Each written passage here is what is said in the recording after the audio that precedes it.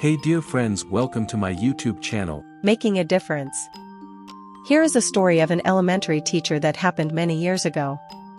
Her name was Mrs. Thompson.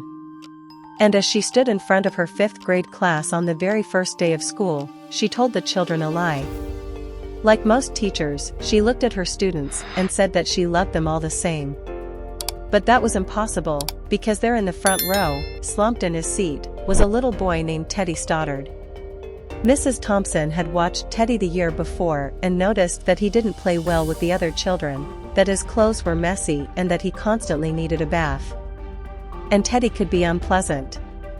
It got to the point where Mrs. Thompson would actually take delight in marking his papers with a broad red pen, making bold X's and then putting a big F at the top of his papers. At the school where Mrs. Thompson taught, she was required to review each child's past records, and she put Teddy's off until last. However, when she reviewed his file, she was in for a surprise. Teddy's 1st grade teacher wrote, "Teddy is a bright child with a ready laugh. He does his work neatly and has good manners. He is a joy to be around." His 2nd grade teacher wrote, "Teddy is an excellent student, well liked by his classmates. But he is troubled because his mother has a terminal illness and life at home must be a struggle." His 3rd grade teacher wrote, "His mother's death has been hard on him.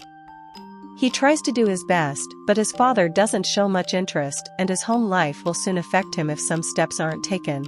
Teddy's 4th grade teacher wrote, "Teddy is withdrawn and doesn't show much interest in school. He doesn't have many friends and sometimes sleeps in class." By now, Mrs. Thompson realized the problem and she was ashamed of herself. She felt even worse when her students brought her Christmas presents, wrapped in beautiful ribbons and bright paper, except for Teddy's. His present was clumsily wrapped in the heavy, brown paper that he got from a grocery bag. Mrs. Thompson took pains to open it in the middle of the other presents. Some of the children started to laugh when she found a rhinestone bracelet with some of the stones missing and a bottle that was 1/4 full of perfume. But she stifled the children's laughter when she exclaimed how pretty the bracelet was, putting it on, and dabbing some of the perfume on her wrist. Teddy Stoddard stayed after school that day, just long enough to say, "Mrs. Thompson, today you smelled just like my mom used to." After the children left, she cried for at least an hour. On that very day, she quit teaching reading, and writing, and arithmetic. Instead, she began to teach children. Mrs. Thompson paid particular attention to Teddy. As she worked with him, his mind seemed to come alive. The more she encouraged him, the faster he responded. By the end of the year, Teddy had become one of the smartest children in the class and, despite her lie that she would love all the children the same, Teddy became one of her teacher's pets. A year later, she found a note under her door, from Teddy, telling her that she was still the best teacher he ever had in his whole life. 6 years went by before she got another note from Teddy. He then wrote that he had finished high school, 3rd in his class, and she was still the best teacher he ever had in his whole life. For years after that, she got another letter, saying that while things had been tough at times, he'd stayed in school, had stuck with it, and would soon graduate from college with the highest of honors. He assured Mrs. Thompson that she was still the best and favorite teacher he ever had in his whole life. Then 4 more years passed and yet another letter came. This time he explained that after he got his bachelor's degree, he decided to go a little further. The letter explained that she was still the best and favorite teacher he ever had. But now his name was a little longer. The letter was signed, Theodore F. Stoddard, M.D. The story doesn't end there. You see, there was yet another letter that spring.